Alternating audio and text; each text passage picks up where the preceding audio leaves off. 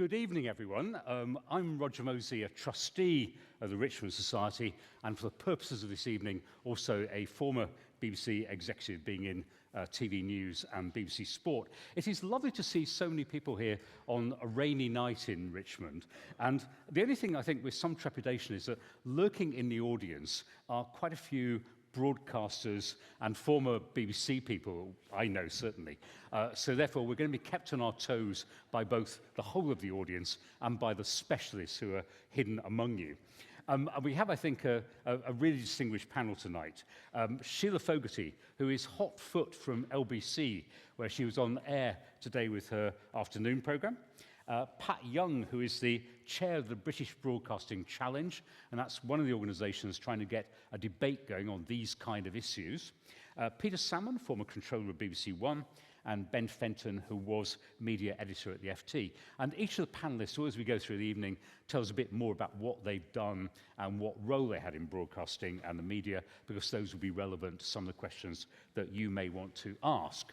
And the question we're discussing is it all over for public service broadcasting? And we very much want to hear your views on this. This is something that absolutely is about our society and our democracy, and we want to make sure that there is a wide range of opinion. Because media really is fundamental to what we do. It's how we get our news, it's how we get our entertainment, and it is changing very, very profoundly. And that's going to be the subject of the discussion this evening. Now, I have 5 or 6 slides that I'm going to share with you before we start. So let me get to a position where I can see the slides. This first one was the BBC Christmas ratings this year, the overall ratings for terrestrial TV. And you see that it was a great, the BBC press people, and there are some here tonight, put out a press release saying, amazing triumph for the BBC, 9 out of the top 10 programmes. And indeed, on TV this Christmas, the BBC did very well. I would ask you just to look at the numbers for EastEnders. So EastEnders, 8th in the chart, quite respectable. 2.8 million people watched EastEnders. And also just to note that Coronation Street was on Christmas night this year, but didn't make the top 10. So you've got really some of the war horses of TV not doing as well as they used to do. And you see the top programme this year, The King's Speech, with 4.6 million people. Now, spool back to the start of this century, and this was actually when the controller of BBC One was Peter Salmon, sitting right here. And you see there that EastEnders came top of the Christmas ratings with 18.3 million viewers. Coronation Street, 15.9. Peter, I think, did you commission the royal family at Christmas? Yeah, they came from Granada Television. That was a weird one, wasn't it? ITV, an ITV company making a programme for the BBC was the start of all this change in many ways. Now, it's true that catch-up TV will drive the ratings of the 2025 schedule up a bit, but not really very much. So the question is, all these millions of people who are watching terrestrial TV in 2000, where have they gone now? And the next couple of slides are going to try to explain a bit where they seem to be going. Now this one, complicated chart, so I'll talk you through it. But what you've got on the right-hand side is what audiences over 75 are doing, and what you've got on the left-hand side is what audiences 15 to 24 are doing.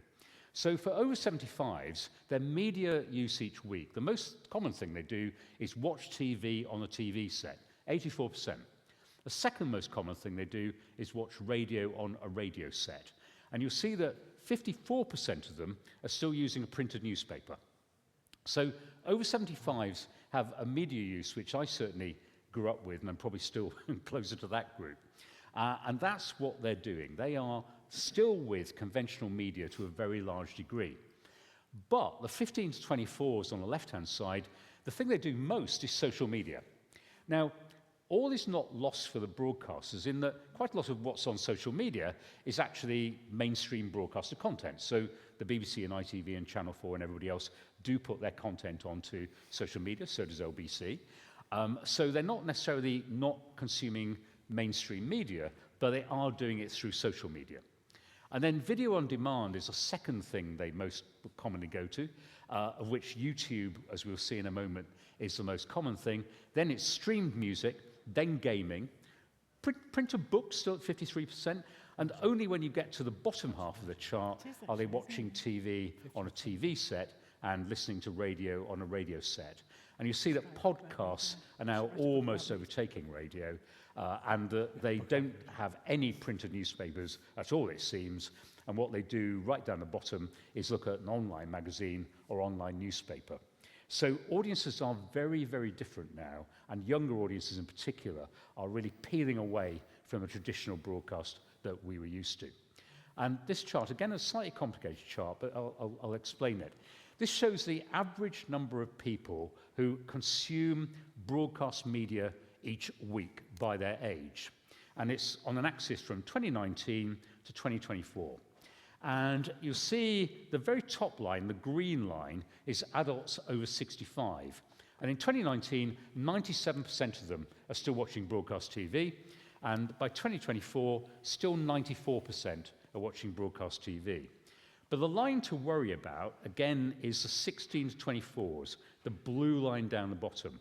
And in 2019, 71% were watching broadcast TV.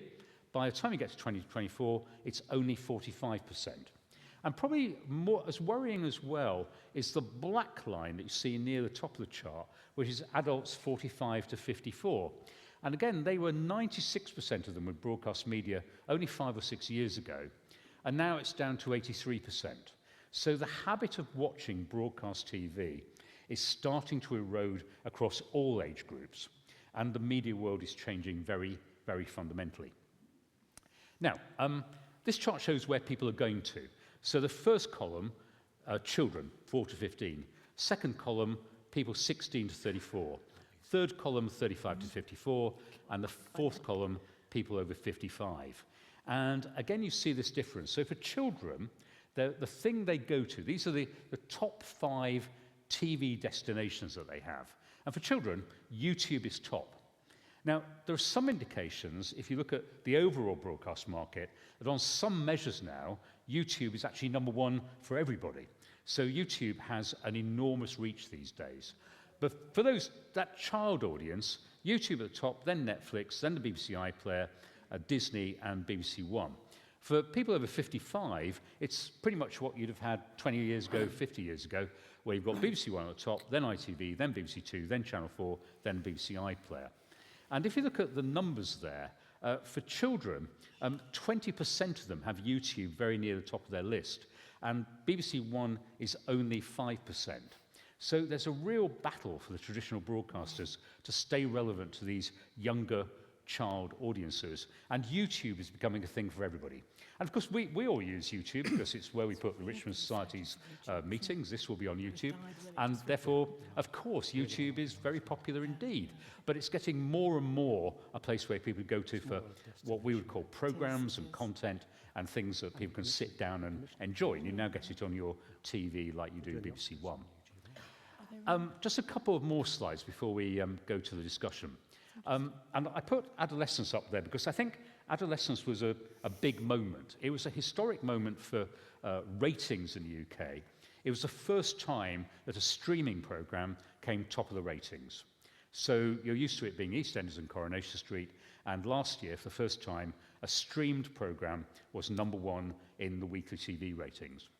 But I think adolescence had a bit more punch to it as well for Netflix, which is it became the national debate.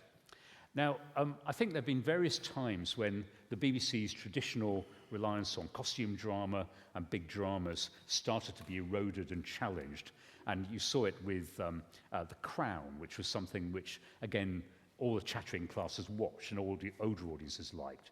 But for adolescents, it was a thing that was dominating at Prime Minister's Questions. It was all over the newspapers. And it wasn't anything to do with BBC and ITV. Now, that's not to say that BBC and ITV are out of the game. And we've seen that Traitors was enormously popular for the BBC. The Post Office investigation, the drama for ITV was enormously important. But the streamers are now competing, at least on equal terms, or arguably because they've got more money, on even stronger terms than the traditional broadcasters. And the final slide is really just noting that what's happening then. And I've used Elon Musk really as a symbol for the fact that decisions about what we watch and the news we consume are now being taken in America, in Silicon Valley. They're being taken by tech billionaires.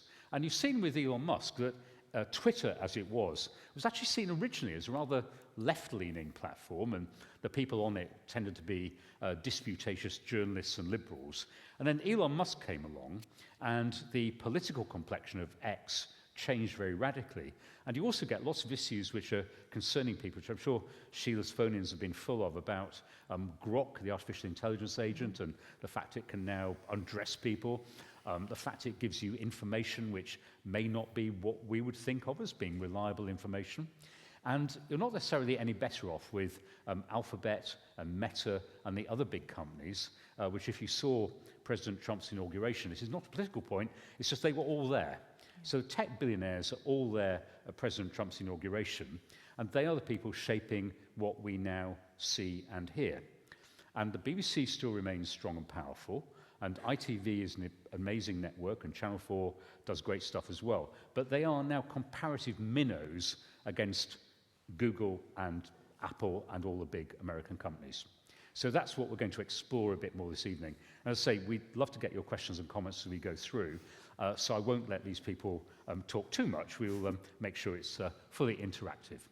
So these are our panellists, as I've already introduced them, but as I say, as we go through, we'll give a bit of hint of what they do now and what they have done. And Ben Fenton, I was going to start with you because you were the media editor of the Financial Times. So wearing that hat now, looking at this market, looking at what's happening to media, what would your analysis be? Well, I suppose the biggest story when I was reporting for the Financial Times, and in the interests of accuracy, my title was Chief Media Correspondent rather than Media Editor. He was based in New York. I was in charge till he woke up, but the biggest story that I covered was the decline, really, of the traditional newspaper industry. It was partly an economic decline, but it was also a decline in trust, because the single largest story I covered during that period was phone hacking. And the destruction of trust in the written word as presented in newspapers was profound at that point. It seems to have somehow recovered slightly since then. But I think it's indisputable that the British newspaper industry would have been a great deal better positioned to resist the dislocation and the disruption of the digital world had it not torn up its reputation in the 15 years or so leading up to that by its behaviour. And that was an influence on my life, even though I only ever worked for the Financial Times and the old Daily Telegraph before it became what it is today. Private grief, please forgive me. But the disruption that I talked about there is the key thing to focus on, I think, because the digital world, the internet, came for news because it was easy, low-hanging fruit, essentially, because it's just words, a few pictures. You don't need sort of originality, because the originality is there for you. You can just copy the words, put them into your own format, pretend that you wrote them, or don't care whether you're pretending or not. So essentially, online, news became commoditized. It became just something that anybody could cut and paste and put out and pretend that it was theirs. Therefore, the originality, particularly of news organizations that dealt primarily in entertainment news, showbiz news, their business model was severely undermined by that. And so gradually, I found myself reporting more and more on job losses, falling share prices, essentially the erosion of the newspaper industry as a whole.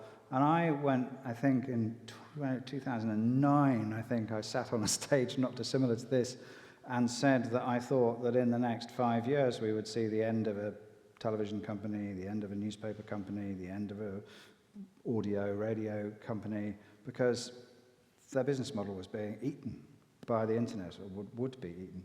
And it didn't happen. It's not for the first or last time that I was wrong. Hopefully I've learned a bit more by now. But the key thing, I think, is that what actually happened was a diminution, a slow loss of the authority, the power, but also the content. That if you go to a newspaper, a newsagents now, if anybody still calls themselves a newsagent, with due respect to LBC's famous newsagents podcast, if you go to a newsagent now, you might look around and see almost exactly the same titles as you saw when I was covering the news up until about 2013. If you actually pick them up, you'll find that you can probably fit your fingers around them in a way that you used not to be able to do. What in technical newspaper terms is known as pagination, the number of pages that they actually print, has dramatically declined. So in fact, you're paying quite a lot more for quite a lot less. That, I think, is not a good business model for anybody. I was in a jury room in Kingston this week, and there were about 150 people, about the size of this audience, and there were two of us with a printed newspaper. Yeah. I mean, can you see that a scheduled linear television programme is going to become as rare in a way as a printed newspaper? I think that inevitably linear television will come to an end as we know it now, because apart from anything else, public service broadcasters in particular cannot continue to pay for two different ways of reaching their audience. One being the iPlayer, if you're the BBC, and the other being BBC 1, 2, 3, 4, CBBC, CBBC, etc., which is delivered over what we call now digital terrestrial television, which you could just call television via the aerial. You can't, it's the same problem that newspapers have, that they're continuing to produce this very inadequate, thin paper, where actually all the journalists are concentrating on what goes online, what is on telegraph.co.uk or its equivalents. So you can't continue, I mean, they've had to continue to do both of those things, but it's ruining them. And the same thing will happen to public service broadcasters. It's why at some point in the next, however many, 7, 8, 9, 10 years, we will see the end, I think, of digital terrestrial television, because if we don't, we'll see the end of public service broadcasting. I think those are the choices that you made. It's digital disruption coming to a peak. Sorry, Roger, just before you ask me anything else or move on, I've forgotten to do my full disclosures, which is terribly non-FT of me. Please forgive me. I don't work as a journalist anymore. I am in public relations. I am an advisor to media companies.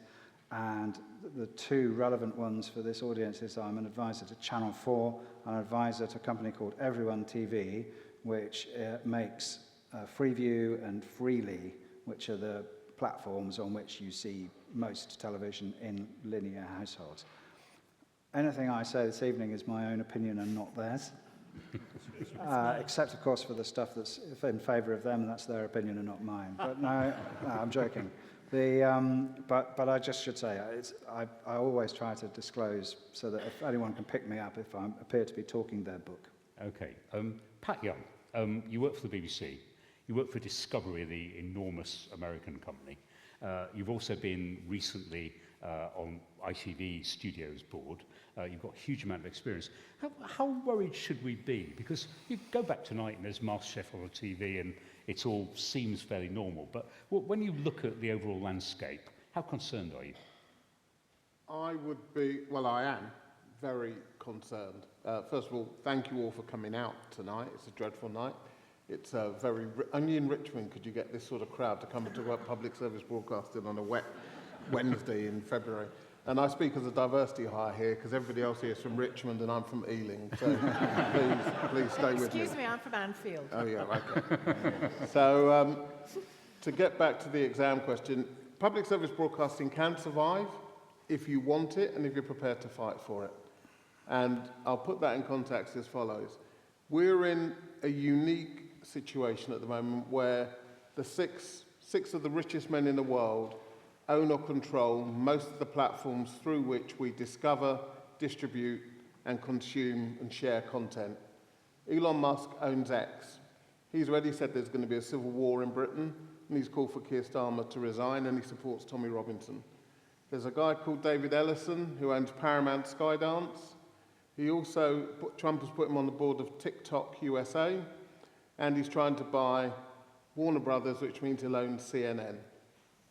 Then you've got Mark Zuckerberg. He owns or controls Meta, which is Instagram, Facebook, and WhatsApp. Then you've got Jeff Bezos. He owns the Washington Post, not that big a deal, but he also owns Amazon Web Services. Amazon Web Services is the platform on which BBC iPlayer sits. Then you've got Sergey Brin and Larry Page, who own YouTube and Google. These 6 American men, between them, own or control most of the platforms through which we get and share content. When Trump said he wanted to come for the BBC and put in his ridiculous billion-dollar claim, biggest fear from the BBC wasn't that they were going to lose their passes to the White House. The biggest fear is that he would lean on Jeff Bezos, and Bezos would withdraw Amazon Web Services from the BBC, at which point iPlayer becomes unusable. iPlayer would just cease to exist. That sounds, over the top. If you look at the International Criminal Court, which the Americans aren't even a member of, they actually sanctioned a number of the judges on the International Criminal Court personally, and have withdrawn from the court their access to Microsoft, to Uber, to various American-based apps because they're under personal sanction from the president. Google. All of the people that I mentioned, those 6 tech bros who own all of the platforms, all of them, through their companies, have paid fines to settle legal disputes with Trump that most people would have taken to court and fought. Jeff Bezos paid Melania Trump, paid $40 million for a documentary on Melania Trump, of which she is estimated to have got 28 million. So if you want your broadcasting system to be in the hands of the 6 tech bros, then you just sit on your hands and do nothing. If you don't, you've got to fight for it. And this is the moment that we're in. And the BBC's charter renewal is up right now. And every time, all of us have worked at the BBC, well, apart from Ben, all of us have worked at the BBC, and we've all said, oh, this is the charter, this is the most important charter in the history of the BBC. This time it really is. This time it really is. Larry Ellison, who's on the board of TikTok and who owns CBS, Paramount, he owns Channel 5 already. Sky is owned by Comcast, another American company, and they're trying to buy ITV. So all that's left that we control, that produces content by us, for us, about us, with our public service values, are the BBC and Channel 4. That's where we are. That's the moment that we're in. It is serious, but I'm encouraged that so many people have come out tonight because I believe we can still win. You don't know what they think yet, of course. I don't care. The fact that they're here shows that they're concerned. And if they're concerned, it means we've got a chance. I want to come to the BBC specifically a little bit later on. But what you've described, it is true that we now have amazing TV. We've got Pluribus on Apple. We've got fantastic things on Netflix. We've got amazing things on Disney+. There's more choice than ever and more good TV than ever. And we've got more information than ever. So the government can't control local media in the UK, but we get all the media we want from anywhere in the world. So there are definite upsides to the age we're in, surely. There are upsides, but there are risks.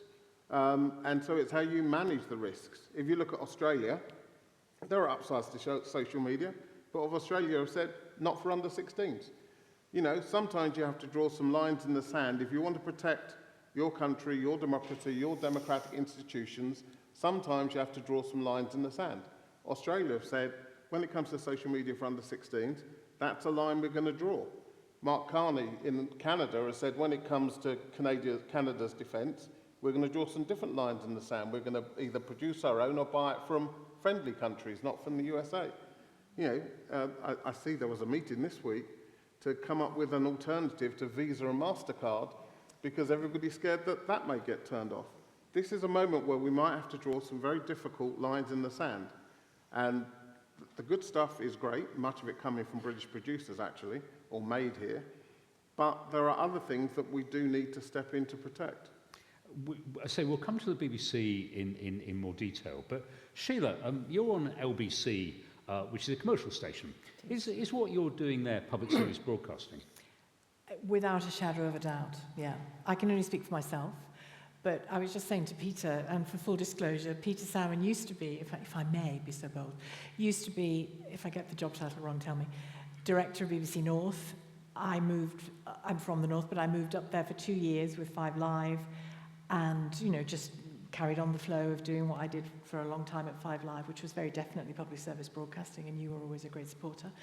And when LBC came calling, I remember thinking, really? Isn't this a bit shock jockey, commercial? And I'm really the opposite of that. It's not my bag at all. And they said, no, we like what we've heard on 5 Live, and we'd like you to continue to do that just within our model. And their model, as it turns out, is, and I'm conscious as I speak that I have a very particular day-to-day broadcasting perspective, whereas the others on the panel have more of a zoomed-out executive or media watch perspective. I'm aware of all the issues they talk about, but it's not my daily focus. But the more I got my sort of feet under the table at LBC, I just thought, actually, I didn't realize it until a couple of years in, there was a natural development from my very happy years at Radio Merseyside, BBC Radio Merseyside, in the beginning of my career as a public service broadcaster, to 5 Live, very, very happy years there, definitely public service broadcasting. And frankly, in terms of the stories I cover, the listening that I do, because we talk about listeners as though they're the only ones listening, the broadcaster should be listening very carefully indeed, and I try very hard to listen properly to people. And there's been a natural flow from Radio Merseyside to 5 Live to what I do on LBC, which is listen to people, listen to their stories. If their stories demand further investigation, do it. Go to the people in power, challenge them, get to the bottom of their stories. The Post Office is a good example. You mentioned ITV drama. I would go back to stories like Grenfell. And if we have time, I'd love to talk about BBC Local Radio and how I think the BBC has got rid of it or diminished it too quickly and too violently. Grenfell happened because small local people saying, this building's going to go up in flames, were not listened to. And if there was really strong local journalism, they'd have been listened to. In the way that, and I saw it happen in real time, the Hillsborough families were listened to from day one, from the day Hillsborough happened. I worked at Radio Merseyside then. From the day it happened to the day David Cameron apologised in Parliament for the cover-up, the mess, all the stuff that I'm sure you all know about. That was only kept in the headlines because of local journalists being committed to their listeners, listening to their listeners. And I don't think that changes. If you're a decent journalist or a half-decent journalist, that shouldn't change wherever you work. You should be listening to people and listening to their stories and acting on their stories. And that can happen at the BBC, LBC, ITV, Channel 4, you name it. Now, LBC is a station with a high phone-in element, and people come on and talk. How is that different from social media when we're talking about things like misinformation and disinformation? So people link misinformation and disinformation with the digital age. How do you do something different to that kind of free-for-all on social media? You mean somebody can speak to me and just talk absolute nonsense? Yeah. So something that people isn't say true. what they think on social media, they say what they think on LBC. So is there any difference? Well, I think there's a difference in that, I kind of do both. I engage with LBC listeners on X, which I'm just about calling X instead of Twitter, because I can't quite get rid of Twitter. But I engage with my listeners on social media almost as actively as I do while I'm live on air. So in that sense, no, there isn't much of a difference. However, if someone on your programme says something you think is wrong, do you challenge them? Oh, completely. Yeah. And if they say something, and I think the key difference is that on X, on social media, there is no Ofcom/law mediation, and they can say anything they like. They can. I don't engage back with it, but they can say anything they like. Whereas if somebody says on my programme anything they like, and it's hateful or unlawful or fomenting violence or fomenting something else that's very ugly, I'm in charge of going, I don't think so. And then I literally get rid of them. And sometimes I say out loud, I'm getting rid of you. And I explain why I've got rid of them. I'm not some kind of great god of censorship. I'm just saying, turns out we have laws in this country, and to protect seamliness and to protect safety and to protect, security of people and to protect equality, and I am the gatekeeper. Get used to it. Bye-bye. And I do it live on air. And to be honest with you, you'll know that from BBC days to LBC days, I can be a lot more Well, I am a lot more muscular about that out loud on LBC than I was on 5 Live, say. But I think you can be and should be on 5 Live, on places like 5 Live as well, because the law is there to support you. Laura Koonsberg, on a Sunday morning, could say, I do not think so, Minister. Enough of you. If she's absolutely certain that the law supports her in that, or Ofcom supports her in that. And I think we need to, because social media and all that messaging out there that says, I can say this, I can say that, I can do this, I can do that. Broadcasters, whatever setting they're in, radio, television, online, they need to be incredibly, particularly people with a public service bent, which is to my bones. You know, I don't know how to broadcast in any other way, if I'm honest. We need to be incredibly muscular about that, I think. Now, Peter Salmon, you've worked for Granada, you've worked for the BBC, you control the BBC One Director of Sport, and you've marched everyone off to Salford. You've worked for Channel 4, you've worked for a big independent company which made MasterChef and lots of great programs. Enough already. Yeah. Well, I was going to say, that empire's all crumbled, hasn't it? It's all, I mean, Granada has literally gone. You know, you were the all-powerful controller of BBC One, and now it's just another thing in the market, actually. There isn't even a control of BBC One now. It's you know, it's scheduled by a team. It's probably scheduled by AI, but it's, you know, it's not got the same sense of curation. You know, there isn't a figure, an emperor, quasi-emperor at the top of it, kind of saying, you know, you shall live or you shall die. All those, you know, those years have changed because, of course, now the power's in the hands of makers and influencers and producers. You can go where you will and work across all these wonderful platforms. But it's so interesting being here in Richmond because, you know, this being Ted Lasso land. You know, we know the last few days nobody in Richmond has been able to move or park their cars because Ted Lasso's been in town. But those shows are here because we have this amazing broadcast production ecology in the UK, and Pat touched on it, I think, a little bit, that the reason why it's so, you know, production is so rich here, we have such an incredible reputation for making programs, is over the past 50, 60 years, journalists, producers, you know, some from a commercial background, some regulated in, you know, one framework or another, a skill set, people working in Manchester, people in Birmingham. The first big out of London centre was in BBC Bristol with David Attenborough, who lives up the hill here. But, you know, the ecology, the UK ecology is, you know, it's rich and skillful and cost effective.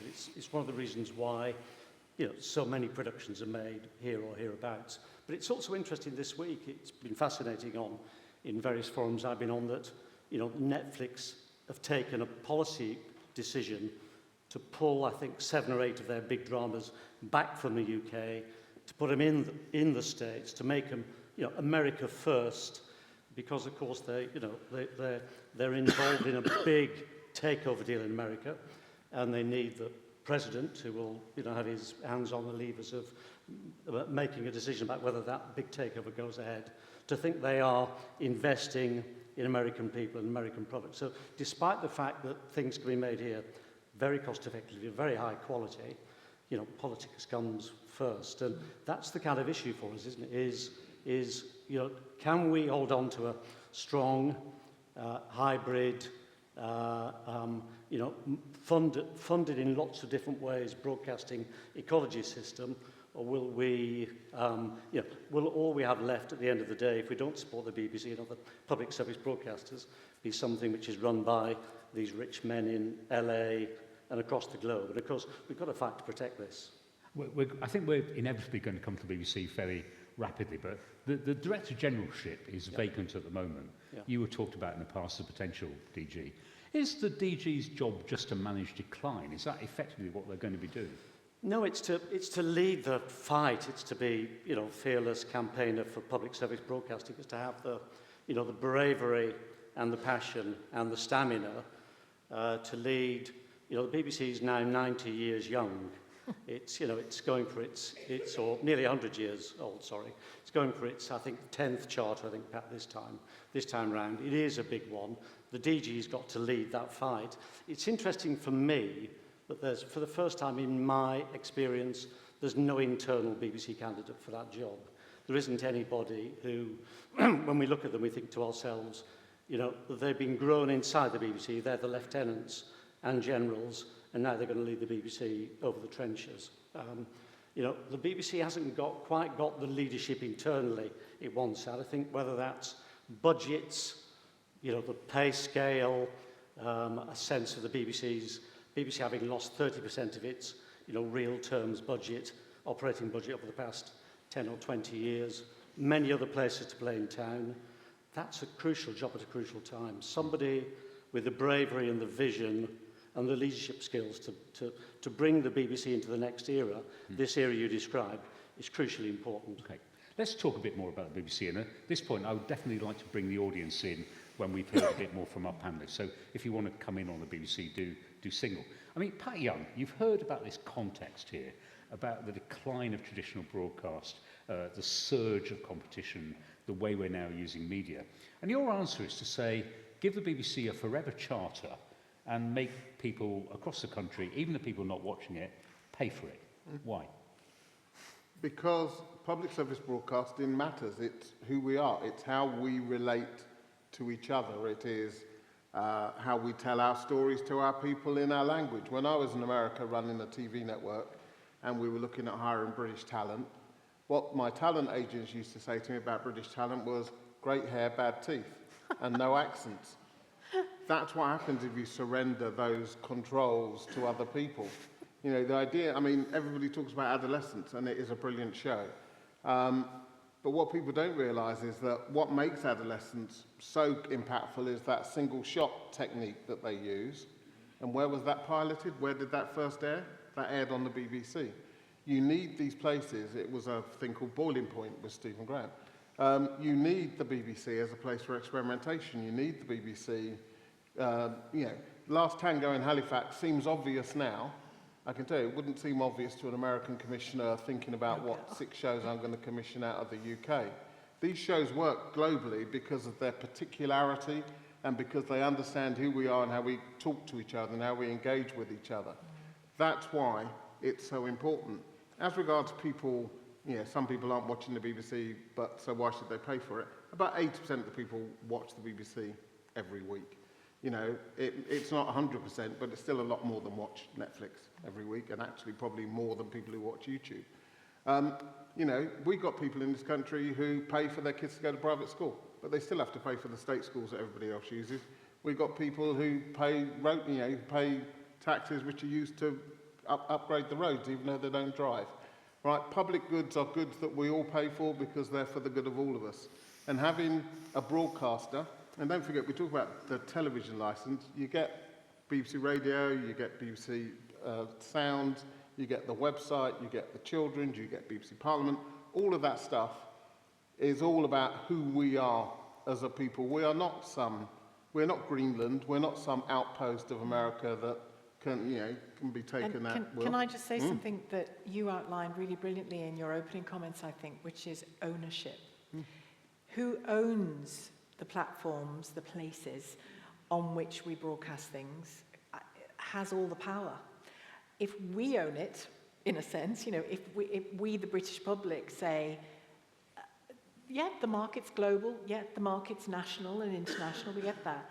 But we have a space in our country where the Grenfell story will be told, if nobody else is telling it, where the Bulger story will be properly told if nobody else is telling it. I remember one of the earliest jobs I was sent on at Radio Merseyside, I was 24, this is when we had time and space in local radio.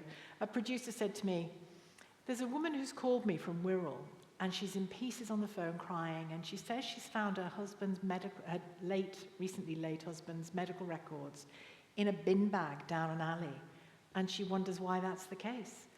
And I don't know whether she's mad with grief or whether she's got a proper story to tell. Could you go and spend the afternoon with her over tea and cake and find out which it is?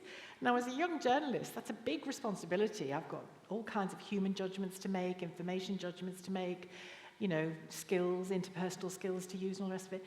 But to me, that is such a brilliant example of, if you own it, you can do things like that. And it goes back to my mantra about listening. We talk about listeners. We need to listen to the British people in their lives, what's happening in their lives, what's happening in their day-to-day lives, the terrible things that are happening to them, post office, perfect example, and really listen. And if the impetus and the focus of the executives, all due respect to executives on the panel, is over there and how we keep them happy, it won't be on the people whose stories we really should be telling. We should know, you touched on it earlier, the BBC has dramatically cut back local radio. I know. ITV has eroded lots of its regional Yes, base. yeah. So the public broadcasters are actually retreating from local. Yeah, they are a bit. Yeah, they are. Probably for the reasons that Pat and others have outlined, which is that the scene is getting very global, isn't it? Small g global. It's getting very global. And actually, the more we lose, I feel this strongly as a journalist, the more we lose the local, and I don't literally just mean in your locale, I mean the British, I mean British being local, you know, our country being local. The more we lose that connection, we might as well just say, over to you, Elon. And it's the thinning out of the BBC, which is worrying, isn't it? It's that thing about there's 30% cuts in real terms over the last 20 years. It's the further 10% cuts recently. It's just that sense when you look at the schedule now, you know, it's the dramas are few and far between. The local radio stations are not as, you know, as staffed by quite as many people. The services which are joined between, you know, bigger and bigger regions, so it doesn't feel as local, doesn't feel as granular, and of course that's where the story starts. The feel of things, you know, one of the best pieces of editorial advice, as in editing, I was ever given, was Richard Jackson, 5 Live. The day before the 20th anniversary of Hillsborough, sorry to go on about Hillsborough, but I think it's such a good example of this. I was about to travel on a train up to Liverpool to cover the 20th anniversary service in Anfield. You might remember it. It was when Andy Burnham read the statement from Gordon Brown, and everything went, the whole crowd went crazy, and then everything changed from there. Now, we didn't know that was going to happen the day before, obviously, but as I was literally about to leave the office, Richard Jackson strolled up to me. This is one of the most laconic editors I ever had, hardly said a word, always worth listening. He came up to me and he said, just remember, this is 20 years on from Hillsborough. I'd been at Radio Merseyside when it happened. One of my brothers was at Hillsborough. He was fine. And he said to me, just remember when you're covering this story tomorrow, 20th anniversary, final service at Anfield, you're not only broadcasting to people who agree with you. Now, I knew that. Of course I knew that. But I needed to be reminded of that in a very firm, clear way by an editor, because there's a great deal of emotion in it, and there's a great deal of history in it, and all the rest of it. And he literally just handed me the Taylor report and said, read that again on your way up. Perfect editing, just saying, focus, really remember who you're broadcasting to, and it isn't just people who agree with you. And as it turned out, it was the best thing he could have done, because to say my mind was concentrated that day is an understatement. And then in the middle of the event, the whole thing blew up. So you really needed to have your wits about you. And the reason I raise it at all is that I was broadcasting to so many different audiences at the same time. And if your big concern is who's in charge of me, you're not going to be able to focus on the different audiences you're actually broadcasting to. And I know your concerns are slightly different, but as a day-to-day jobbing journalist, who you're broadcasting to really matters. There's a broader point here, I think, as well, that Sheila raises, which is about impartiality. The idea you're not just broadcasting to people who agree with you. Yeah, or who assume that what conclusions people have drawn are the right ones, yeah. I could make plausible argument, I think, that the reason that we're enjoying the pleasure of Donald Trump in the White House goes back to the abolition of a piece of legislation in the United States in 1987, which was called the Fairness Doctrine. It was introduced after the Second World War by the Truman government, and it was an attempt to stop radio stations, particularly in the United States, from broadcasting propaganda and just one side of every story and promoting one candidate in every election and so on and so forth. And it essentially did what Ofcom does in the UK today, which is say you've got to give equal time during election campaigns to different candidates. A gentleman by the name of Rupert Murdoch lobbied the Reagan administration in the mid-1980s against the Fairness Doctrine, saying we don't need that. And Reagan agreed with him, and he abolished the Fairness Doctrine.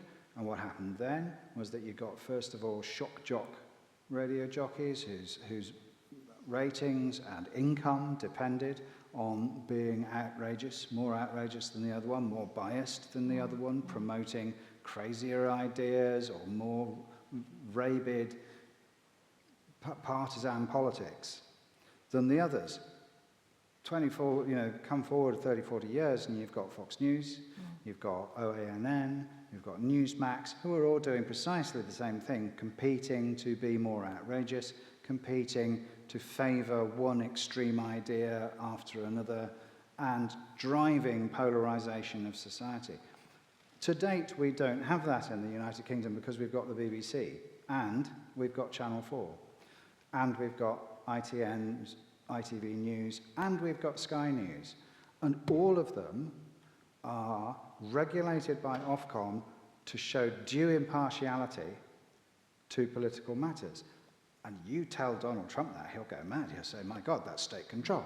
What about freedom of expression? Of course, Donald doesn't believe in freedom of expression. He believes in freedom of his expression, but he sure as hell doesn't believe in the freedom of your expression. He sends State Department officials here to upbraid Ofcom for making life a bit more difficult for GB News, because he wants GB News to be prominent because they're his people. So exactly that. Impartiality, if we let that go, 10 years' time, we'll have Donald Trump in the White House. It's called broadcast for a reason, isn't it? Exactly. You know what I mean? Yeah. In Exactly. terms of I've got a couple more questions, and I would like questions, so do signal. But the quick question for you, Ben, you're very plugged into the industry and to government. Do you think the government is broadly buying the argument on impartiality, buying the argument on the future of the BBC, and on plurality in the British market? I think that taking those four, I think they definitely know the value of the BBC. I think the government actually rarely does this, but I think it does reflect the views of the general British public, which is that they like the idea of the BBC, they're not sure they like the way it runs or the content it produces. Plurality, the Culture Secretary definitely believes in. I've had that from the horse's mouth. So the idea that you should have ITV, Channel 5, Channel 4 and the BBC, plurality, no other country in the world has that, by the way. Channel 4, forgive me, is unique in the world because it is owned publicly but funded commercially. When people tried to privatise Channel 4, Boris Johnson tried to privatise Channel 4 a few years back, and I was involved in helping that not to happen. The number of people who didn't realise that they owned Channel 4 was really shocking, and actually it underlined to me why Boris Johnson could come along and privatise it in the first place. You have this unique model in this country. You never appreciate things until you lose them, do you? No. You lose British broadcasting, my God, you will miss it. Yeah. So I think the government understands that message. Whether they understand the minutiae of the arguments, I'm not so sure about. The one thing I would add is that I have been really quite shocked by how poor Ofcom has been in the past 7 or 8 years. When they're doing a public service broadcasting review at the moment.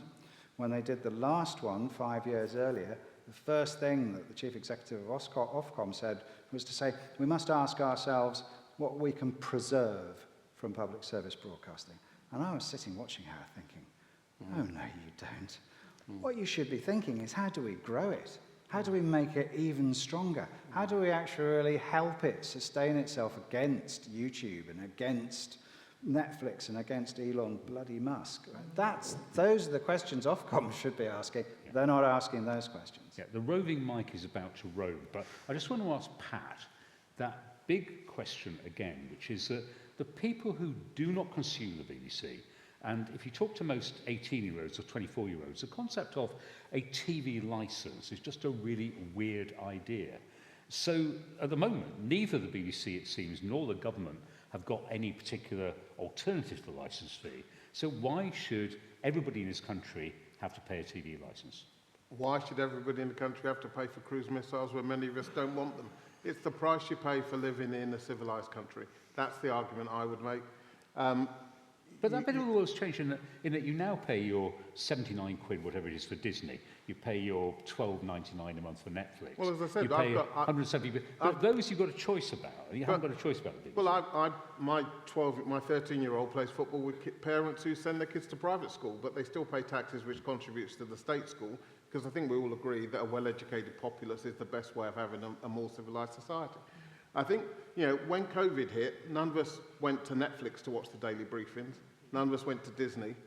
When COVID hit and kids needed work, support for their I schoolwork. think you found they all came to LBC. Well, those who didn't go to LBC. But none of them, we talk about the streamers, but none of them went to the streamers in those moments. No, they didn't. And you can't have that infrastructure there just when you want it. You can't just turn it on. No. It's a big issue, that, though, isn't it? The issue of the next generation, the generation coming up, the 16, 24s, whatever, what they're consuming, what they're prepared to pay for, what they're using. We have neglected them. If you think about the whole social media debate, if you think about the death of children's television, you think about the lack of provision for them in Britain. I mean, it's very poor. We've allowed them to be kind of brought up by social media. There's really no such thing as children's television anymore. ITV barely make it. I think there were 14 hours made by the streamers of British content last year. The BBC's budget is being reduced for kids.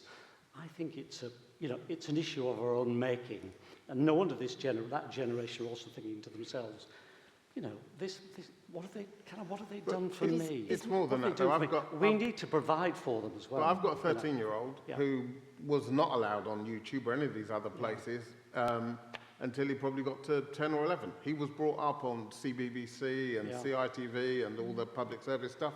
But guess what? YouTube's really addictive. It's now on YouTube, Yeah, YouTube is really addictive. And do you know what? He's not watching 25-minute documentaries on YouTube. He's watching garbage. He's watching 20-second short clips of people farting and cats falling off bridges and whatever.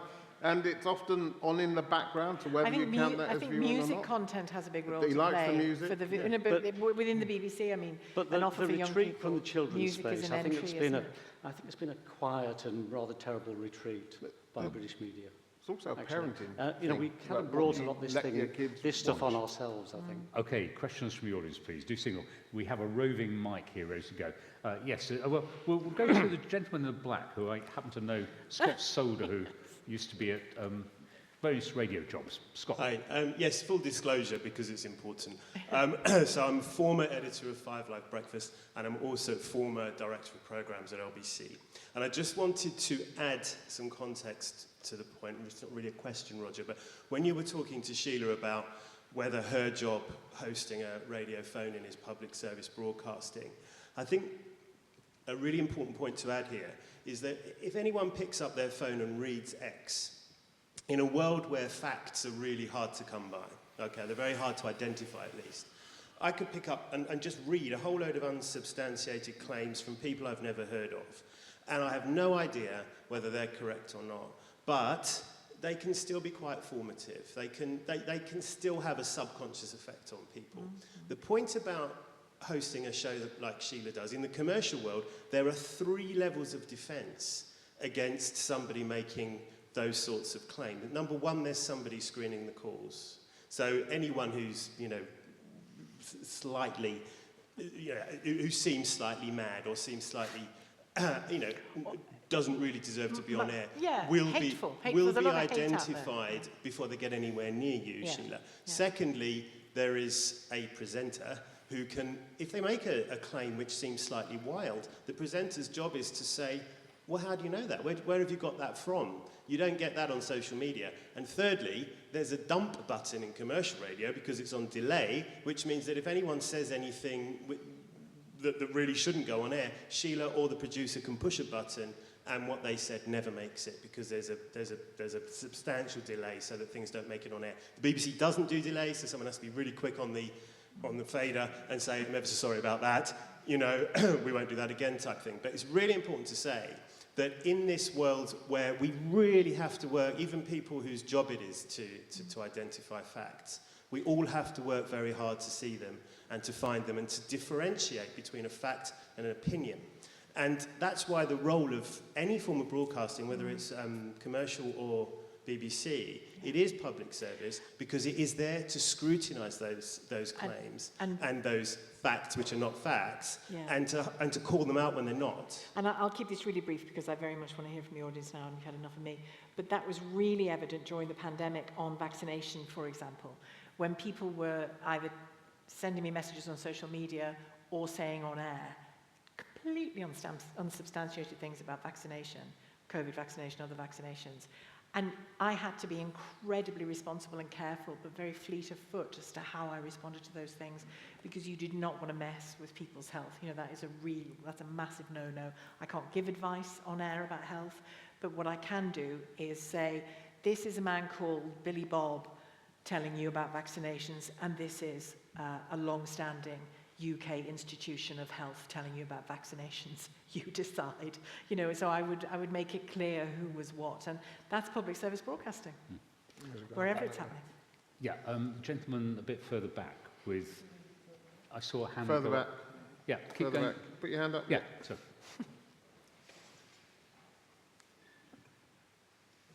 Thanks. There is a problem, I think, with particularly BBC television news, which in my lifetime has descended from great heights. There are some obvious exceptions. I would say the News Unspun spot with John Simpson. But generally, I mean, why would anybody spend much time watching the television news, especially BBC television news?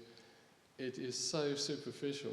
If you compare it with the radio news, particularly the World Service news, it's lost its way, I think. Peter, can I just answer that, but also the broader point, which is that the BBC does manage to shoot itself in the foot repeatedly, and it does things like play Stranded on Honeymoon Island in BBC One Peak, which is not a natural thing that you'd have commissioned. So is the BBC degenerating in some ways? I mean, I think we've got to be slightly careful ourselves that we you know, I think every generation imagines its own heyday was the golden age of whatever. You know, we all look back on everything rather fondly, and we're a certain cohort of people probably in this room. If I scan the hall a little bit, it was always better way back when. I think there is an issue though with more is not always better. You know, feeding the beast, 24-hour news, BBC News, online, being on all the time. I sometimes look at the schedules and sometimes look at the news stories and think, is it news? Is that a peak time show? Does that deserve to be in the schedule? Is that a BBC show? And I think it's true from time to time, and Ben touched on it. You know, you think the answer to pleasing an audience is to kind of follow the pack, or to be very popular, or to ape the competition.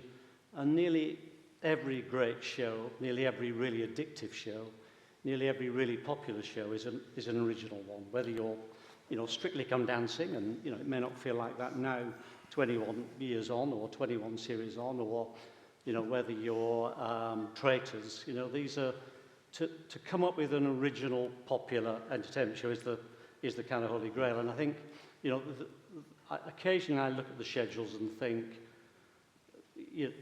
there's too much indistinguishable vanilla content.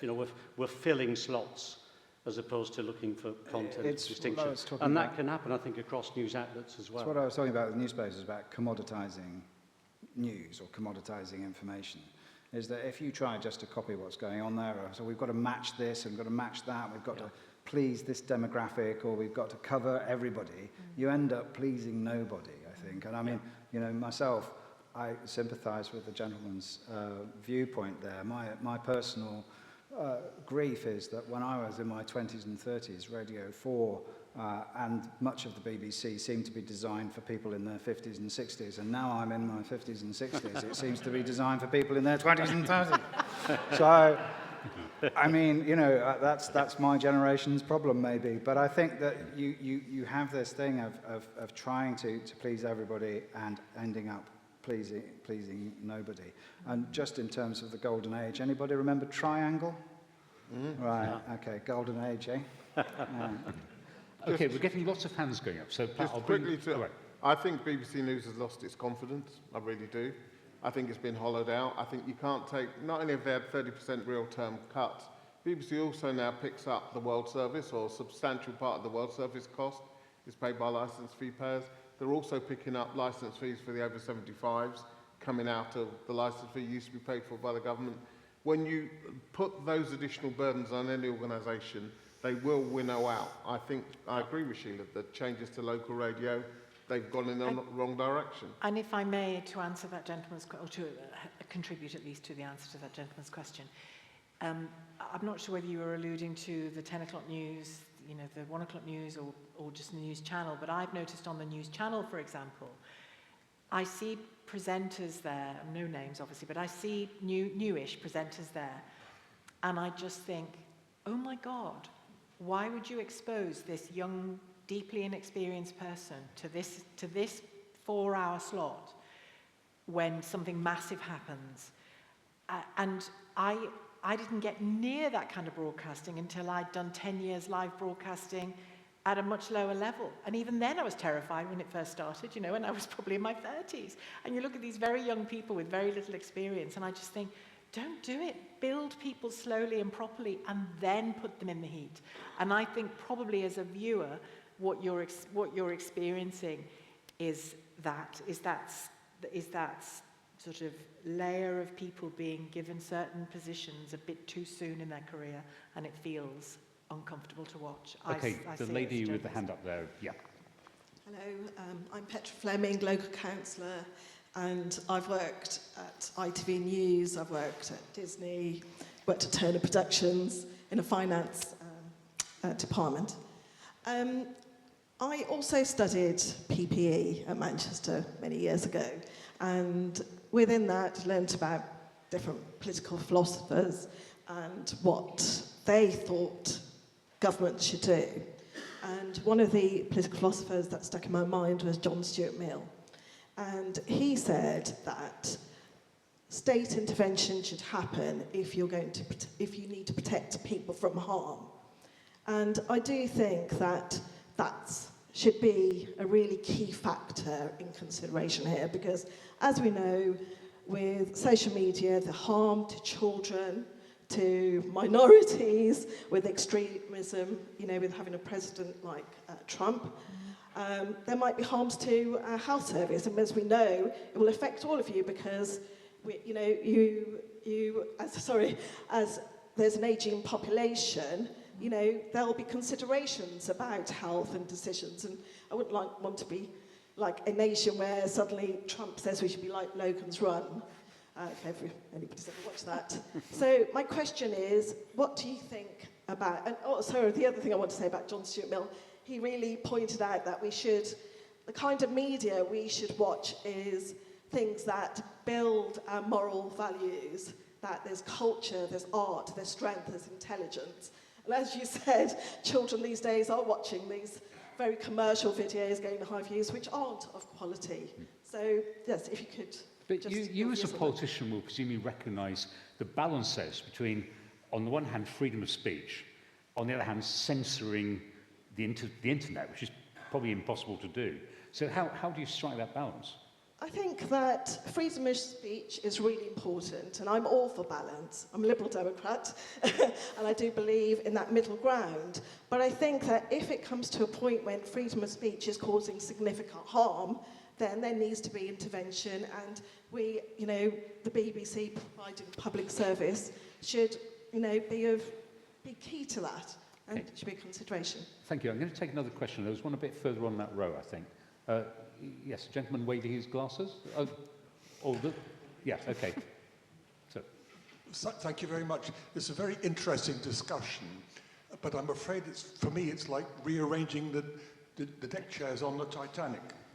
Because a few years ago I was lucky enough to talk to Eric Schmidt, the chairman of Google, who you mentioned earlier on. And I said, why isn't Silicon Valley and all these giants, why aren't they in Richmond or in Britain or in Europe? And he said, there are two very simple reasons why you can't do it. One is the weather. You can't match California's weather. But much more profoundly, in Silicon Valley, to go bankrupt is a badge of honor. Whereas in Britain and Europe, you're ashamed of going bankrupt and you never try again. In California, if we go bankrupt once, we say, great, I've learned something. And the fifth time, said Eric, you become a billionaire. And that's the fundamental difference. We have no chance. They take the risks and we don't.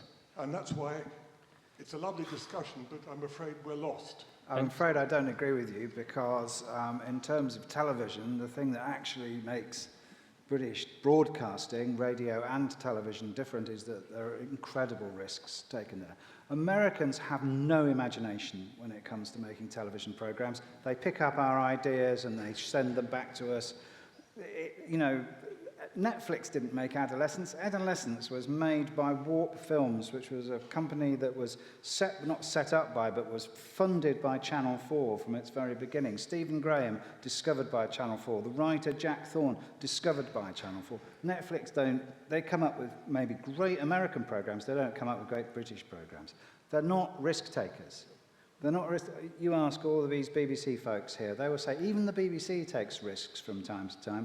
I don't know if anyone's seen it. There's an amazing programme on at the moment called Small Profits, which is made by Mackenzie Crook, the guy from Detectorists. This is Detectorists meets Doctor Who, if you can imagine that. It's just perfect television. No American company would have made that programme. They wouldn't have taken the risk.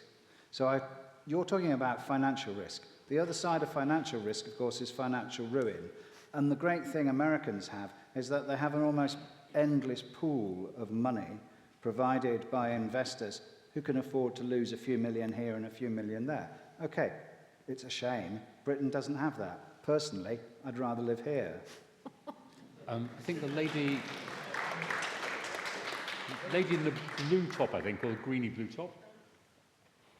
Oh, it seems to me that the BBC is sort of, I don't say, I used to work for the World Service for many years, that the BBC has lost its way in terms of programming. And I take your point about not having much money, but I was saying to Ben earlier this evening, it's a bit like if you don't have a lot of money, you just have to keep a better store cupboard. You know, if you can't afford to feed your family, you have to really try hard to give them the best nutrition, the best that you can. So yes, their budgets have been cut, but if you were, each one of you, advising the next Director General, what would you say they need to do? And another observation is, I grew up with the BBC, and I learnt how to be English from the BBC, because both my parents weren't English. And its educational value has been lost. It's now, oh, that's dull, nobody wants that. So what, we give the kids sweets? Yeah, they don't want proper stuff. So I think there's something the BBC has to answer for to get itself back on track. But also, is the BBC doing enough to be a unifying force for this country where a lot of people seem to be convinced they want to rip it apart? Can I just go? I was going to bring Sheila in on that because you were in the BBC and then you left the BBC. When you got outside the BBC, did you think the BBC was maybe a bit self-regarding, a bit sort of pleased with itself? I'm not sure it was pleased with itself. And this is where my experience working, I'm not like alongside you, but I mean, in part of the same project. There was the big move of 5 Live, which I had worked at for, I guess, 13 years at that point.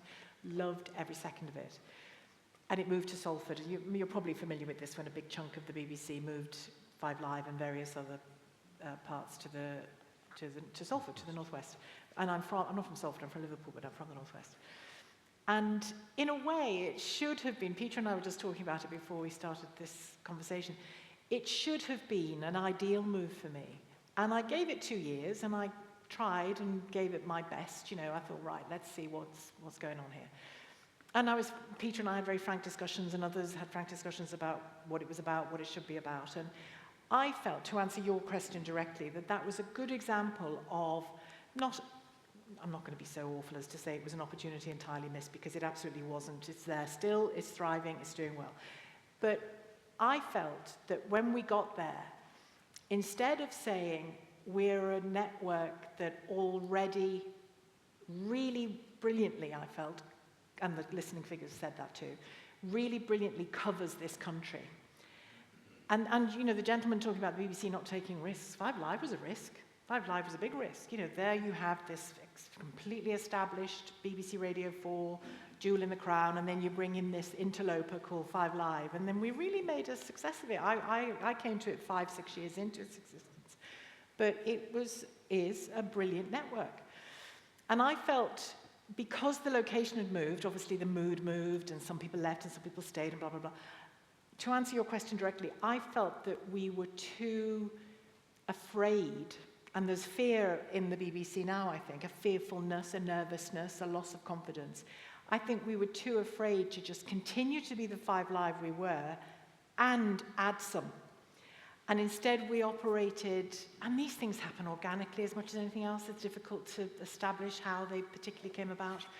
But instead of just grabbing this new geographical location, but not making it narrow, we operated fearfully about who broadcast from where and what people's postcodes were, and who liked Manchester, who didn't, who loved Salford, who was from London, who was travelling back to London, da, da, da, da. And again, that was all about us, instead of the listener and the people of the north and the people of the northwest and the northeast and Scotland, and where we were already covering the country really well. So I felt, if I can be a bit parochial about it, I think, you know, as I just speak about my own experience there, that felt to me like a slightly, not completely, but a slightly missed opportunity, because we could have really grabbed it. And when I cover, as we all do now, if you're a daily journalist, you cover the economy and the north-south divide, that forever thing in our country, the north-south divide, you know, go back to Elizabeth Gaskell's novel and all the rest of it. There's still a massive story to be told there. We're starting to hear on national BBC, we're starting to hear bits and bobs of, is Manchester the model to show the whole country how to grow? Yes, it is. And so is the northwest of England. Yes, it is. So why aren't I hearing that more on the BBC and on LBC, frankly? You know, that there are brilliant stories to grab from there and run with nationally. And I think there's a bit of fear in the mix, is all I'd say. To pick up the point you made, I think the BBC does try to be all things to all people, and maybe it tries too hard. You know, whatever it was, Break Up Island or Return to Honeymoon Island. Ridiculous idea. I mean, we probably would have commissioned it. It's an attempt to catch those mythical under-25s who seem to be going somewhere else. Yep. I've never heard of it. And look, if it had been a massive hit, we'd have all said inspired choice. That's what taking risks That's what risks are. Yeah. In terms of education, I mean, not only children's BBC and Bite Size, which are absolutely in that space, I've learned about parts of the BBC I've never visited, parts of the UK I've never visited from watching BBC dramas. Our friends in the north told me about a whole period of British history in the northeast and then through to London that I knew nothing about, as well as the obvious stuff like science and natural history.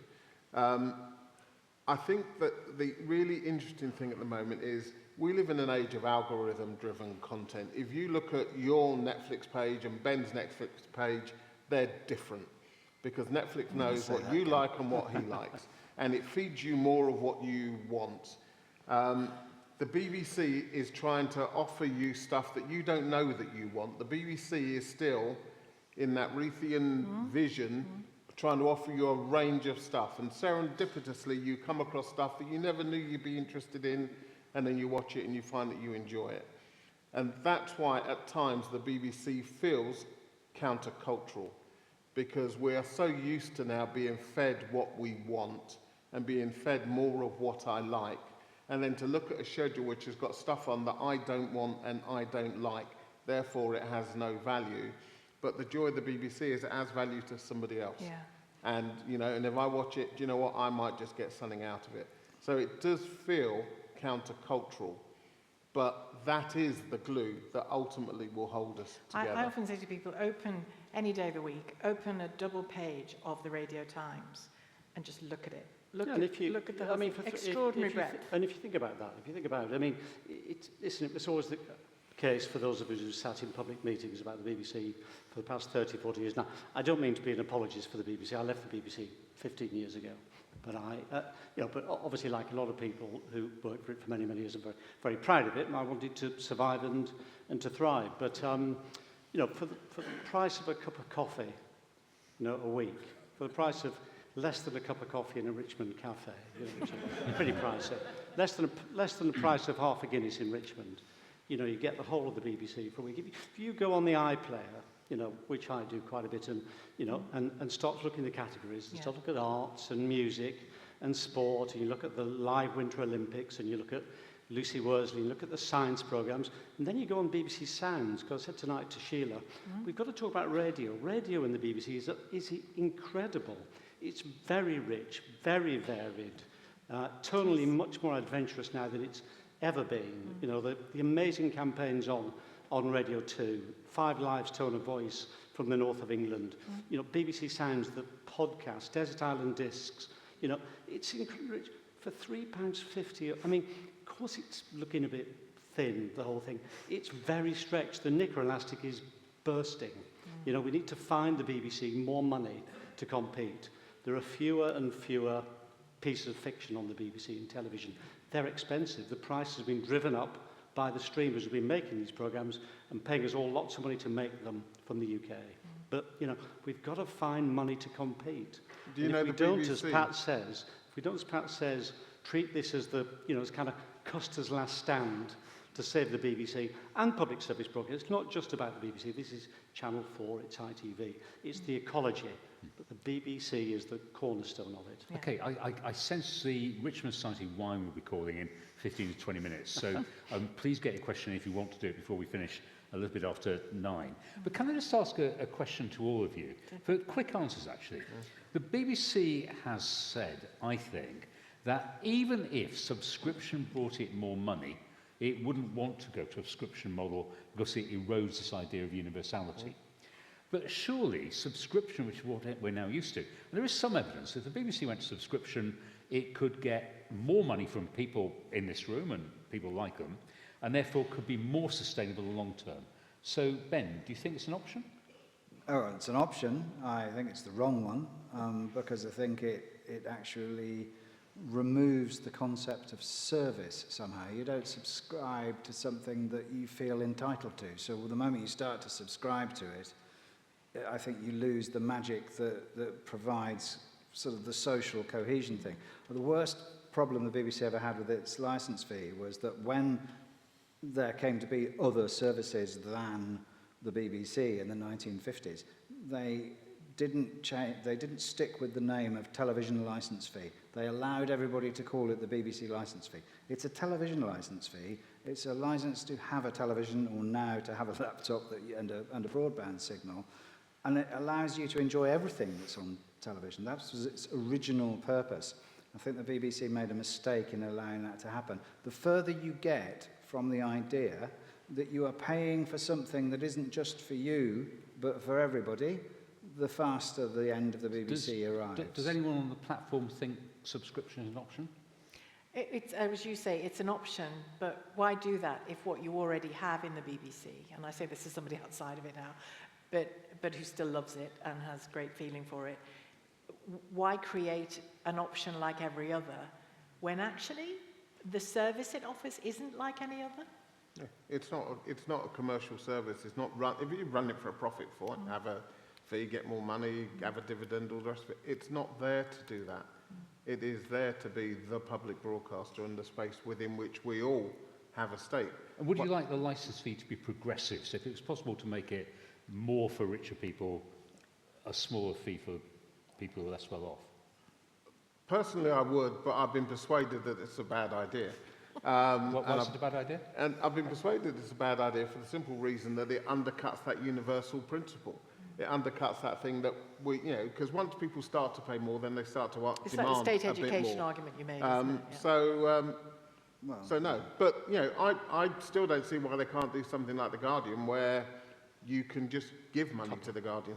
So I'll pay my licence fee and I can give money to the BBC on top. I don't know why that isn't possible. But I think also that there is an argument, which I don't think I've seen made, for us to treat the BBC or to treat public service broadcasting, because this is about more than the BBC, to treat this thing which brings us an enormous amount of social cohesion that teaches us what we have in common rather than what separates us in the world. And that is to say that what about getting these lovely American companies who are here and others, and British-owned companies as well, to pay their share for the social cohesion that they exploit with the businesses that they run in the United Kingdom, and they pay their taxes in Luxembourg or Ireland or somewhere else. Well, I think they should be paying for the BBC, don't you? Don't you think Google should be paying a bit towards the BBC? Because it's because they are working with such an incredibly well-educated, partly by the BBC population here, that they can thrive in the United Kingdom. So they should cough up. Can also say, just don't underplay the social cohesion issue. I lived and worked in America for 5 years. In America, you can have your news channel. If you're on the left, you can watch MSNBC. If you're on the far left, in American terms. If you're on the right, you can watch Fox or OAN. There is a reason why a majority of Republicans feel that the election in 2020 was stolen, because that's what they get from the news channels that they watch, even though every single court in the land has dismissed the case. You know, and you get the counterfactual on the left as well. And that's because they live in a polarised news environment. We don't have that, not just on the BBC, we don't have it on ITV, Channel 4, or Sky, or even Channel 5 yet, although I wonder if Ellison will withdraw. That is incredibly valuable, because you can look at what's happening in America now, and it's because there are 2 or 3 different Americas, and they all believe a totally different set of inverted commas facts fed to them by totally different news services. And that's why that society is fragmented, and that's why a Trump or similar populist demagogue can win an election. Okay, the gentleman with the microphone there. Talking of the devil, what should the British government do if Trump wins his libel case against the BBC? Who wants to take that? I'll take that. He won't win it, because there is no case. And I say that as someone, I made a documentary about Bill Cosby, and Bill Cosby's production company tried to sue us on exactly the same grounds that Trump is trying to sue. That it was bad for Bill Cosby, that it made him a lesser person, and that it was visible in the United States through people who had a VPN.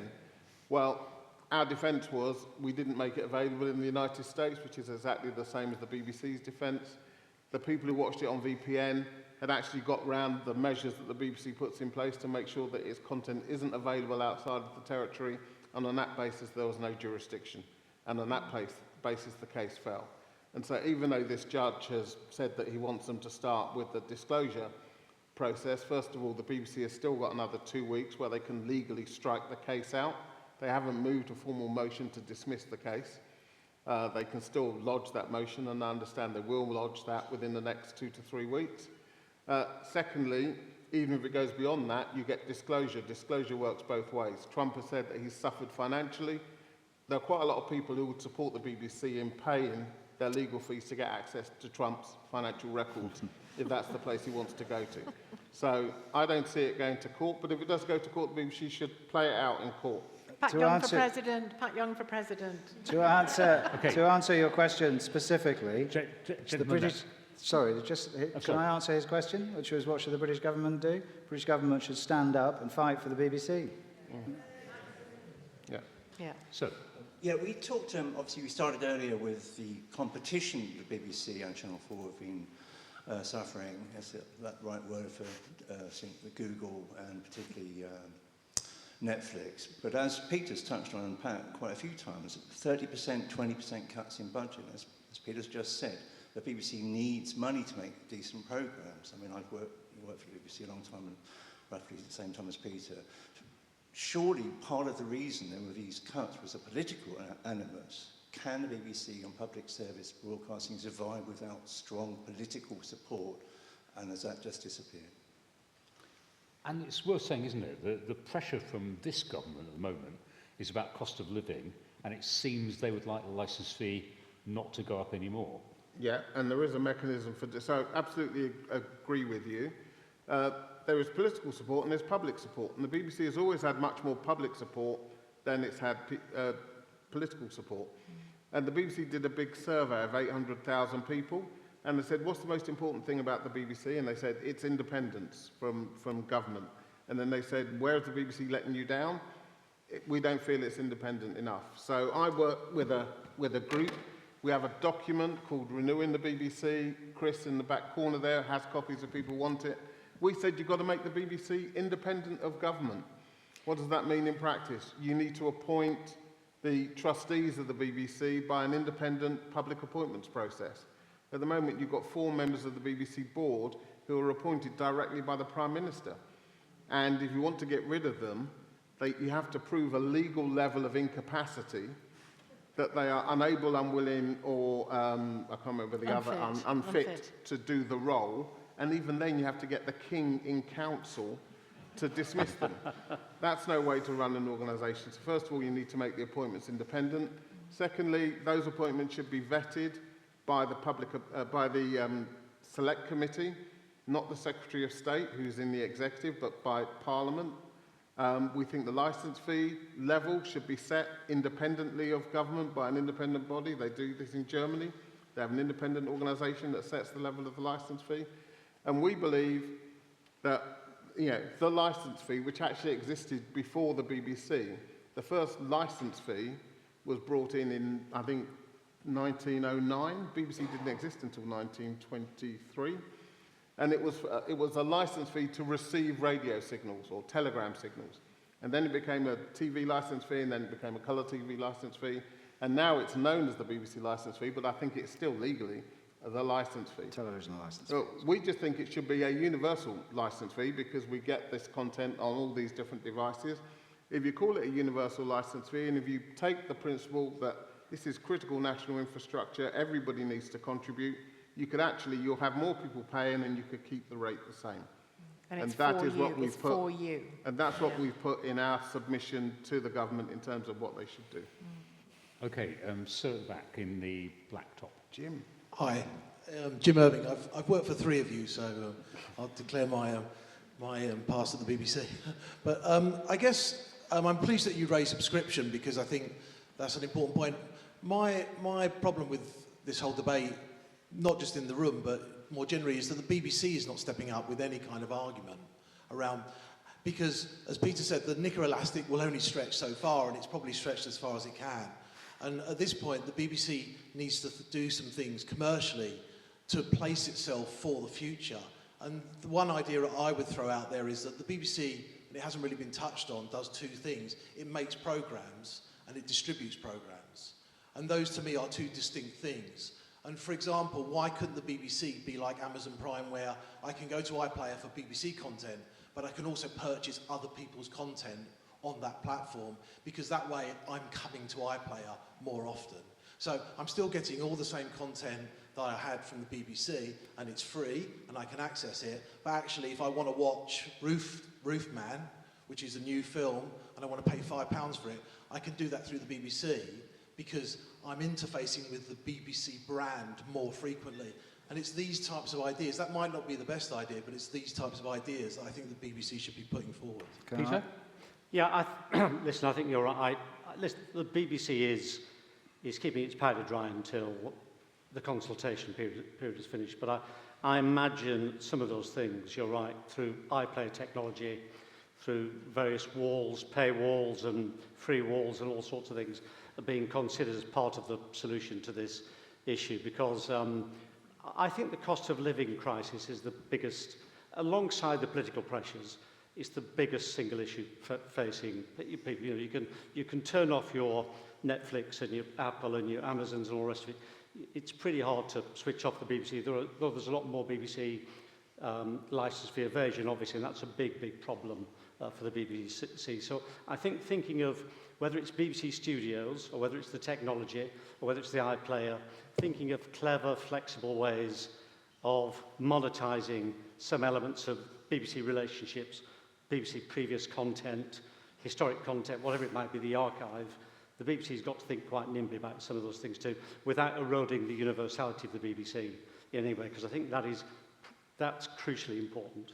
I want to make sure everyone who wants to raise a point has had the chance to do it. Are there any more? I see And a gentleman 3 here. hands. So Sir in the front row, and then the lady behind who has been trying to get in for a while, actually, so we'll make sure we come to you. Sir there, and then the lady in the turquoise top.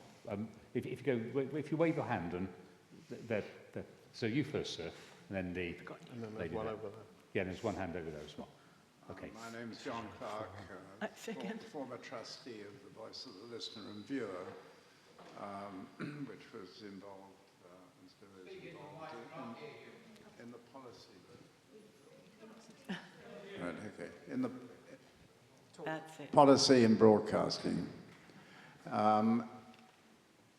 We've covered a lot of ground, and there's a huge challenge that any new Director General of the BBC is going to confront, from issues of governance to issues of finance to issues of actual policy. And there has been a degradation in recent years in terms of the output from the BBC brought about deliberately by the reduction in funding of 30%. In the background, there lies an enormous audience for the BBC abroad. Some 400 million plus people log into the BBC every week, which is a phenomenal result. That has actually been weakened recently by some of the cuts which took place within the World Service, and the reduction in the language services was not a very clever move. Now, this is a major political issue in terms of the country's standing in the world. There's no other organisation now, except for the BBC, which has such standing in the world. And it's about time the government woke up to the responsibility that it has to ensure that the BBC operates at full level and in the world at full level, because it brings values which are crucially important to us, particularly at the present time. Okay, thank you. I suspect everyone agrees with you on that point. Yeah. So the lady in the turquoise? Yeah.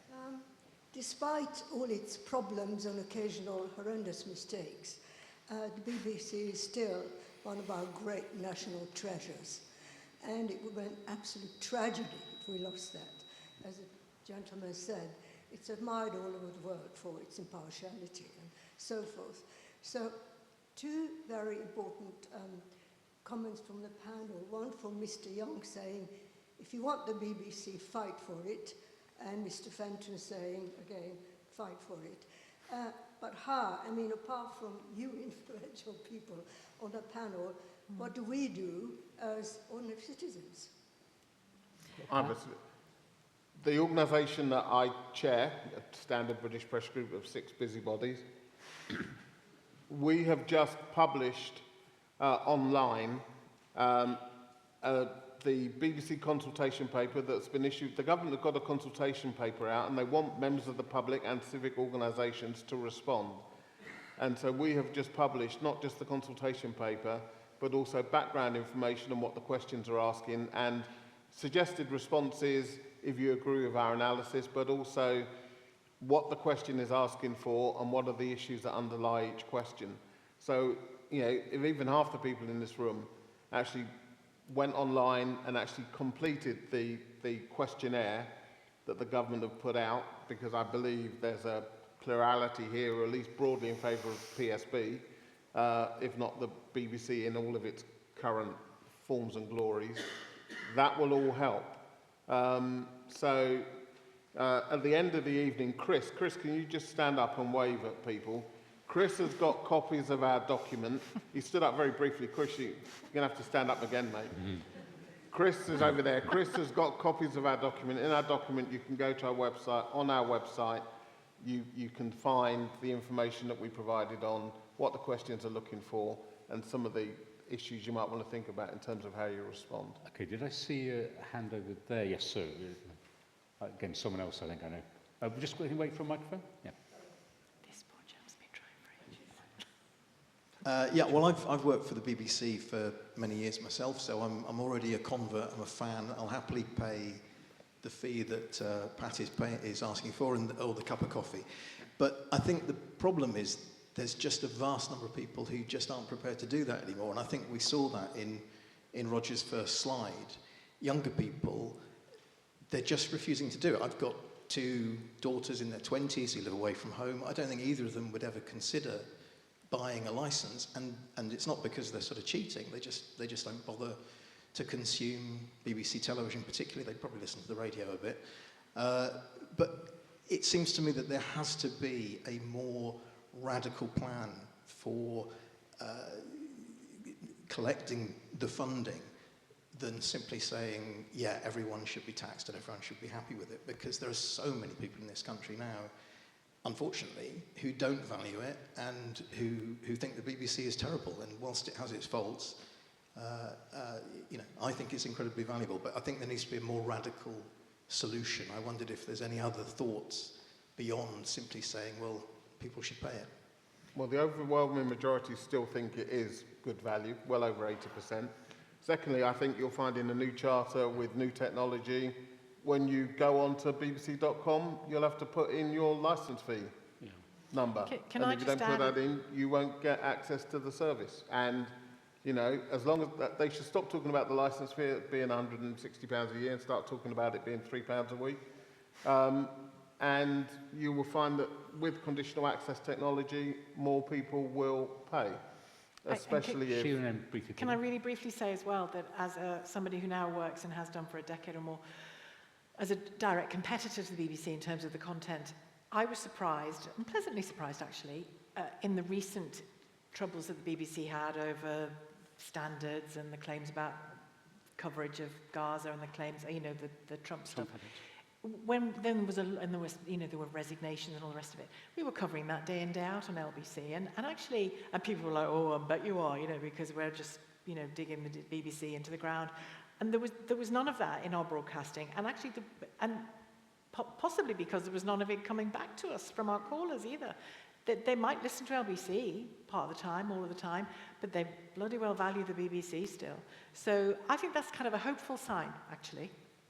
So I think the point you make about young people and their alienation from the old ways of doing things, as Pat says, thinking a bit more about the technology, thinking a bit more about sign-ins, thinking about the other things that they use and do in their daily lives now. I think we have to be quite radical about it because we can encourage them and we can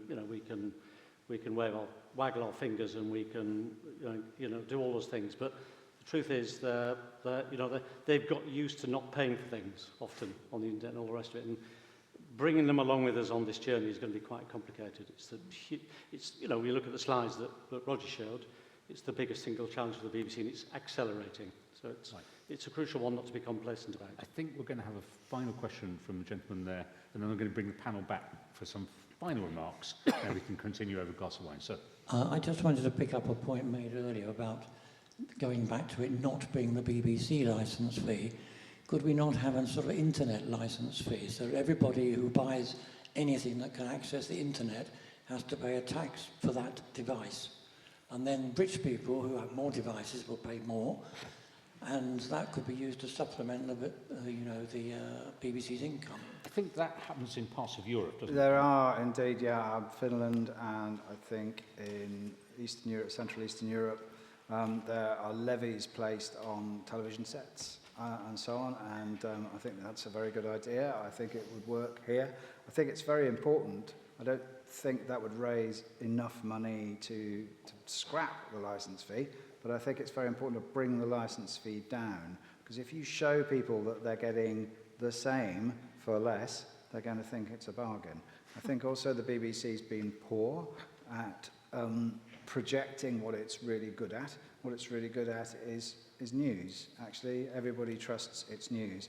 the figures Roger showed us at the beginning, the 18 million that you saw for, it was EastEnders, wasn't it, in 2000, you can get those numbers for television programmes in this day and age, but it almost always comes from news. That might be sports news, it might be live England playing in the World Cup, or it might be the Queen's funeral. Well, let's hope. Gavin and Stacey.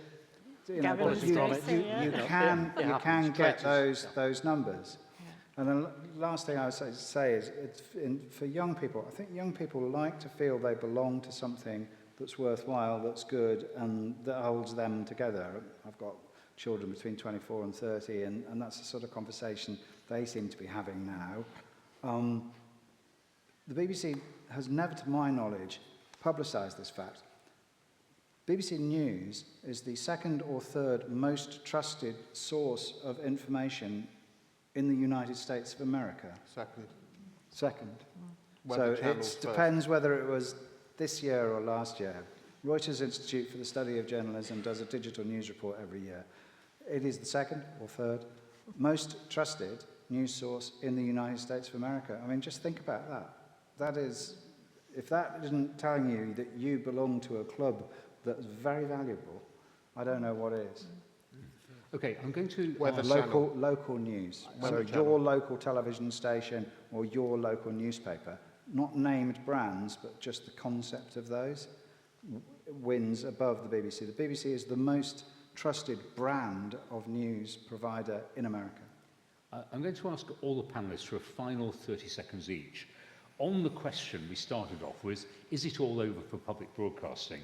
The lady there actually rather preempted the final question I was thinking of asking, which is, what do we do about it? Now, the only condition, Pat, I'm going to come to you last. Yeah. You can't plug your organisation again. Okay. But I'd just like all the panel to give us 30 seconds on, if you really believe in public broadcasting, what should you do?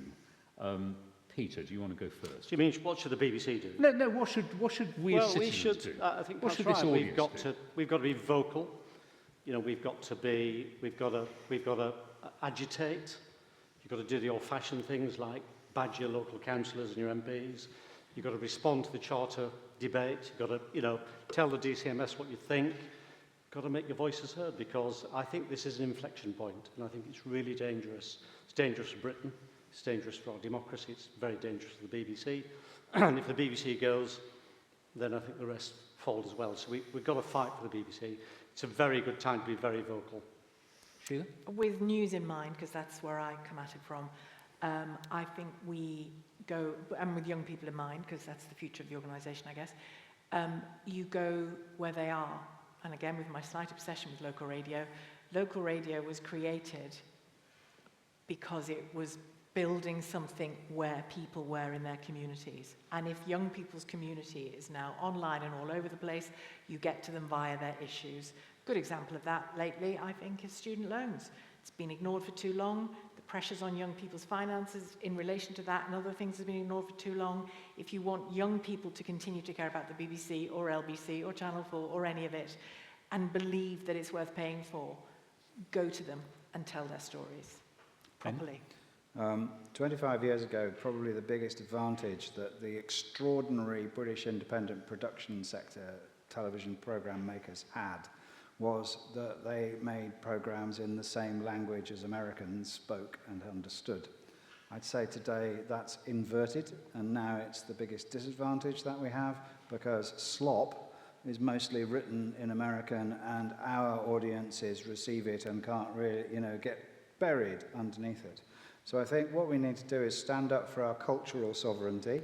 I think we should say that public service broadcasting, which I include Channel 4, I include S4C, I would include ITV, of course, and Channel 5, they are the most obvious modern standard bearers for the cultural sovereignty of the United Kingdom, and that if we think that's worth saving, we should take back control and save public service broadcasting before it's too late. Pat? I would say obsess about that. When he recruited me to the BBC, I was umming and ahhing because I was Channel 4. And he said, one thing you need to understand is that the BBC is the sun in the solar system of British broadcasting. It is. It is the thing at the heart of which everything else revolves. It's imperfect, and we should continue to demand a BBC which is better than the one we have today. And we should call them out when we get it wrong, and we should make sure they know what we want from them as well as what they're offering. But if you want to, I mean, Lisa Nandy said that if the NHS is there to protect the nation's health, the BBC is there to protect the health of our democracy. If you want to keep a democracy, you do need institutions, not just like the BBC, you need the courts, you need civil society, you need organisations like this. But the BBC sits right at the heart of that cultural debate. Make your voice heard. I'm going to thank the panel in just a moment, but first, can I thank you for being here tonight for such brilliant questions. It really is heartening to see such a great turnout for both public broadcasting and for the Richmond Society. I have some public service messages. Our next meeting is on the 12th of March, and we're looking at trees with someone from Kew Gardens, so that should be good. We have hustings coming up in April. If you want to keep in touch with everything we're doing, we're on Facebook, we're on Instagram, we're on LinkedIn, we have a new WhatsApp channel, so just ask or search for Richmond Society, you'll get all our information. Now, the conversation can continue downstairs tonight, where if you go downstairs, there will be drinks available and a chance to grab a panellist if you haven't managed to ask a question publicly.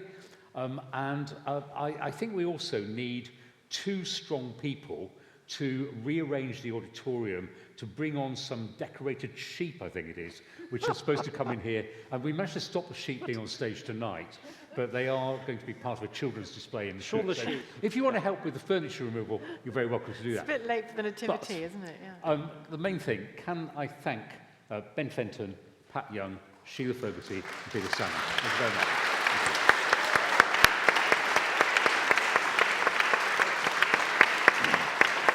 That's the followed by sheep. And we have I thought they were a hangover from the nativity play. Okay.